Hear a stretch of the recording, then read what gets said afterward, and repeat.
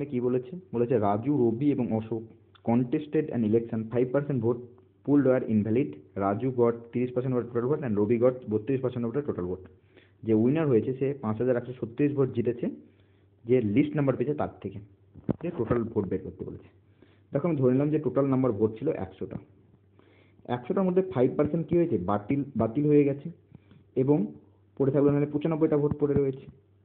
এবার যার মধ্যে রাজু যে রয়েছে সে 30%, টোটাল ভোটের 30% পেয়েছে। টোটাল ভোটের 30% বলেছে এখানটায়, অর্থাৎ টোটাল ভোট 100টা ছিল, 130% মানে কত? 30টা। এবং কে ছিল? রাজু। রবি যে রয়েছে সে 32% টোটাল ভোট পেয়েছে, অর্থাৎ টোটাল ভোটের 32%। টোটাল ভোট তো 100টা, তাহলে 32% মানে কত? 32% মানে হয়ে যাচ্ছে 32।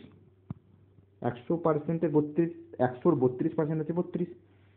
তাহলে এটা কে পেয়ে গেছে? এটা পেয়ে গেছে হচ্ছে রাবি।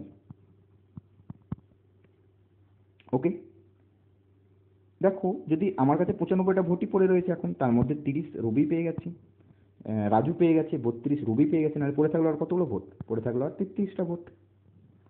এবার এখানে বলে দিয়েছে যে সবচেয়ে ভাইস পেয়েছে, সে জিতেছে, এটা যে এই উইনার হয়েছে, এই উইনারটা যে সবচেয়ে কম নাম্বার পেয়েছে তার থেকে 5136 ভোট বেশি পেয়েছে। আমি দেখতে পাচ্ছি এখানে করে বেশির থেকে কমটা যদি বিয়োগ করি তাহলে আমাদের 3 বেরোচ্ছে, এবং এই 3টাই বইয়ে বলে দিয়েছে কত? বইয়ে বলে দিয়েছে 5136। যেমন বের করতে বলেছে find the total number of the voter. Total number of voters কতগুলো ছিল? 100টা ছিল। তাহলে আমাদের 100-এর ভ্যালু বার করতে বলছে, নাহলে 100-এর ভ্যালু কত হবে? 5136 বাই 3 ইন্টু 100।